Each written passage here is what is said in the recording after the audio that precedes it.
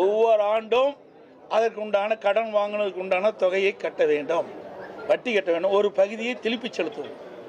நான் ஏற்கனவே பல முறை ஊடகத்தின் வாயிலாக, பத்திரிகையின் வாயிலாக, அறிக்கையின் வாயிலாக சட்டமன்றத்திலும் தெரிவித்து விட்டேன். திராவிட முன்னேற்ற கழகம் ஆட்சி வருவதற்கு முன்பாக அவருடைய தேர்தல் அறிக்கையில் குறிப்பிட்டாங்க, தமிழகத்தில் இருக்கின்ற பொருளாதார சூழ்நிலை கருதி அதற்கென்று ஒரு குழு அமைப்பதாக சொன்னாங்க, நிதி மேலாண்மை அமைப்பை ஏற்படுத்த சொன்னாங்க, அமைச்சாங்க, நிபுணர் குழு எல்லாம் போட்டாங்க. அதுக்கு பிறகுதான் கடன் அதிகமாயிட்டது. 73 ஆண்டு காலமாக பல கட்சிகள் தமிழகத்தை ஆண்டன. 2021 வரைக்கும், அது வரைக்கும் பார்த்தீங்கன்னா சுமார் 5,18,000 கோடி தான் தமிழ்நாட்டுடைய கடன். இந்த காலகட்டத்தில் அதுவும் அனைத்து இந்திய அண்ணா திராவிட முன்னேற்ற கழகம் ஆட்சி இருக்கின்ற பொழுது 2011 2021 வரை எந்த ஆட்சிக்கும் ஏற்படாத பிரச்சனைகள்லாம் நாங்கள் சந்தித்தோம். முதல்ல பார்த்தீங்கன்னா கடுமையான வறட்சி. அந்த வறட்சியில் விவசாயிகள் பாதிக்கப்பட்டாங்க, பொதுமக்கள் பாதிக்கப்பட்டாங்க. அதை சரி செஞ்சோம். பிறகு புயல், வெள்ளம், டெல்டா மாவட்டத்தையே கஜா புயல் புரட்டி போட்டுட்டு போயிட்டுது. அதோட தானே புயல், வர்தா புயல் என்று பல புயல்கள் 10 ஆண்டுல அதிமுக ஆட்சி சந்திச்சது. அதையெல்லாம் சரி செய்தோம் அதிமுக ஆட்சி. அதோட கொரோனா காலம் உங்களுக்கு எல்லாத்துக்கும் தெரியும். பத்திரிகையிலிருந்து ஊடகம் வரைக்கும் பொதுமக்கள் யாருமே வெளியில் நடமாட முடியாத அளவிற்கு வைரஸ் பரவல். அப்படிப்பட்ட கொரோனா காலத்தில் ஒரு ஆண்டு அரசுக்கு வர வேண்டிய வரி வருவாயில் எதுவுமே இல்லை. அப்போ கூட ஒரு சிறப்பான ஆட்சி கொடுத்தோம். கொரோனாவுக்கு 40,000 கோடி செலவு செஞ்சோம். வருமானமே இல்லாத போது செலவும் செஞ்சோம். பல திட்டங்களை நிறைவேற்றி கொடுத்தோம். உங்களுக்கு நிறைய தெரியும். உங்களுக்கு இன்றைக்கு இந்த 100 ஏரி திட்டம், அத்திக்கடை வனாசி திட்டம், சேலத்தில் எவ்வளோ உயர்மட்ட பாலம், 10 ஆண்டுகளை நீங்கள் பார்த்தீங்கன்னா அதிமுக ஆட்சியில் தான் ஏராளமான திட்டங்களை கொண்டு வந்து நிறைவேற்றுகிறோம். நல்ல சாலை வசதி, நல்ல பாலங்கள், நல்ல கல்லூரிகள், மருத்துவக் கல்லூரி, சட்டக்கல்லூரி, கலை மற்றும் அறிவியல் கல்லூரி, இப்படி நிறைய திறந்து நிறைய வளர்ச்சி பணிகளை மேற்கொண்டோம். திமுக ஆட்சியில் என்ன செஞ்சாங்க? கடனை மட்டும்தான் வாங்கிட்டு இருக்கிறாங்க.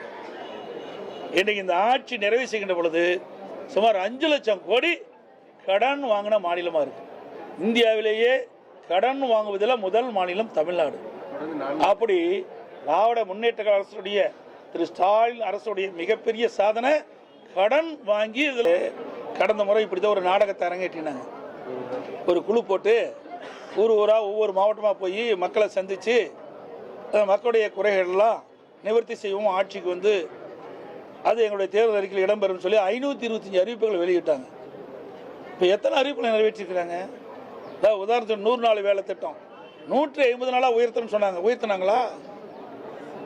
அந்த 100 நாள் வேலை திட்டத்தில் பணிபுரிகின்ற ஊழியர்களுக்கு சம்பளம் உயர்த்தினாங்களா? இல்லையே. அதோட கல்விக்கடன் மாணவர்கள் தேசியமயமாக்கப்பட்ட வங்கிகள் வாங்கிய கடன் தள்ளுபடி சொன்னாங்க. தள்ளுபடி செஞ்சாங்களா? இல்லையே. அதோட மாதந்தோறும் கேஸ் சிலிண்டருக்கு 100 ரூபா மானியம் கொடுத்தாங்களா? இல்லையே. ரேஷன் கடையில் 1 கிலோ சர்க்கரைக்கு 2 கிலோ சர்க்கரை போடுறாங்க, செய்யலையே. டீசல் பெட்ரோல் விலை குறைக்கினாங்க. 3 ரூபா 5 ரூபா பெட்ரோலுக்கு 3 ரூபா குறைச்சாங்க. அதோட நிறுத்திட்டாங்க. டீசல் விலை குறைக்கவே இல்லை. இப்படி முக்கியமான பல திட்டங்கள் நிறைவேற்றவே இல்லை. சுமார் 525 அறிவிப்புகளை 4ல் 1 பாக அறிவிப்பு கூட இன்னும் இது வரைக்கும் நிறைவேற்றல. இப்படி மக்களை ஏமாற்றி கவர்ச்சிகரமாக அறிக்கை விட்டு வாக்குகளை பெற்ற பிறகு, ஆட்சிக்கு வந்த பிறகு கொடுக்கப்பட்ட வாக்குறுதியை காற்றில் பறக்க விட்ட ஒரே அரசாங்கம் திமுக அரசாங்கம். அதுபோலதான் இப்போ அப்படி இருக்கும். அதிமுகவை பொறுத்த வரைக்கும் கொடுக்கப்பட்ட வாக்குறுதி நிச்சயமாக நாங்கள் நிறைவேற்றுவோம். விரைவில் அனைத்து இந்திய அண்ணா திராவிட முன்னேற்ற கழக தலைமை இந்த தேர்தல் அறிக்கை தயாரிக்கின்ற குழு பெயர்கள் அறிவிக்கப்படும். செவிலியர்கள் தொடர்ந்து போராட்டத்தில் ஈடுபட்டு இருக்காங்க. அவங்கள போராட்டம் பண்ணிட்டு இருந்தா கொண்டு வந்து கிளாம்பாக்கத்தில் விடுறது, அதே மாதிரி மறுபடியும் அவங்கள மண்டபத்தில் அடைக்கிறது, இப்படியே தொடர்ந்து ஈடுபட்டு இருக்காங்க. குறிப்பா தேர்தல் அறிக்கையில 10 ஆண்டுக்கு பணிபுரிகிற அனைத்து ஊழியர்களையும் வந்து பணி நிரந்தரம் பண்ணணும் தேர்தல் அறிக்கையில குறிப்பிட்டதா சொல்லிதான் அவங்க போராட்டம் பண்றாங்க. இன்னொரு நீதிமன்றம் கொடுத்த தீர்ப்பையும் எதிர்த்து மேல்முறையீடு போயிருக்காங்க. இதை எப்படி பாக்குறீங்க?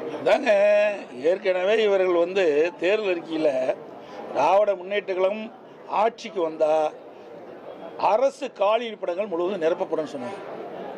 அதாவது அரசு காலி பணியிடங்கள் 3 லட்சம் காலி பணியிடங்கள் இருப்பதாக சுட்டி காட்டினாங்க. அரசு சார்ந்த காலி பணியிடங்கள் 2 லட்சம். ஆக மொத்தம் அரசாங்கத்தின் மூலமாக 5 லட்சம் காலி பணியிடங்கள் நிரப்பப்பட்டு சொன்னாங்க. இதுவரைக்கும் நிறைவேற்றிருக்காங்களா? கடந்த சட்டமன்ற கூட்டத்தொடரில் 50,000 அரசு காலி பணியிடங்கள் நிரப்பப்பட்டதாக அறிவிச்சிருக்கிறாங்க. இதுவரைக்கும் இந்த 4.5 ஆண்டு காலத்தில் 75,000 பேர் ஓய்வு பெற்றுட்டாங்க, பணி ஓய்வு பெற்றுட்டாங்க. அதுலேயே 27 பாக்கி இருக்குது. கொடுக்கப்பட்ட வாக்குறுதி எதுவுமே நிறைவேற்றது கிடையாது. செவிலியர்களை பொறுத்த வரைக்கும் ஒப்பந்த அடிப்படையில் அவர்கள் பணியில் நியமிக்கப்பட்டாங்க. ஒரு குறிப்பிட்ட ஆண்டுகளானால் அதை பணி நிரந்தரம் செய்வது எல்லா ஆட்சியிலும் இருப்பது. ஆனால் இந்த அரசு வேண்டுமென்றே திட்டமிட்டு ஏற்கனவே கொடுக்கப்பட்ட வாக்குறுதி நிறைவேற்றாமல் அதை வாக்குகளுக்காக அறிவிப்பை கொடுத்து வாக்குகளை பெற்றாங்க. ஆட்சிக்கு வந்தாங்க. ஆட்சிக்கு வந்த போது கொடுக்கப்பட்ட வாக்குறுதியை மறந்த அரசாங்கம் திமுக அரசு.